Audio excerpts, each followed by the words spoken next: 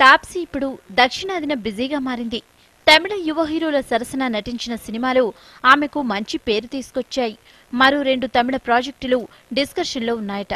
అందుకే ఈ పంజాబీ ముద్దుగుమ్మ తెగ హ్యాపీగా ఫీల్ అవుతోంది. తాప్సీ రీసెంట్ గా జీవా నటించిన ఓ తమిళ అనువాద చిత్రంతో మన ముందుకు వచ్చింది.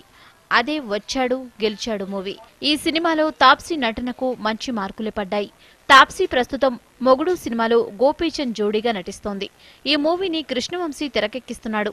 హీరోయిన్స్ ని అందంగా చూపించడంలో రాఘవేంద్రరావు తర్వాత అంతటి ప్రతిభ కృష్ణవంశీకే చెల్లు. ఈ మూవీలో ఆమె లుక్ అదర్స్ అని ఇప్పటికే స్టిల్స్ చూస్తే అర్థమవుతోంది.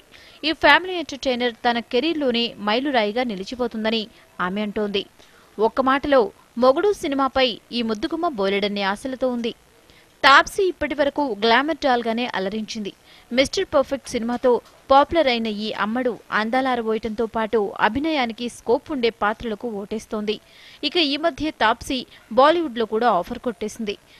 ఎనీవే, ఈ కర్లీ హెయిర్ గర్ల్ ఇప్పుడు సదరన్ హాటీ.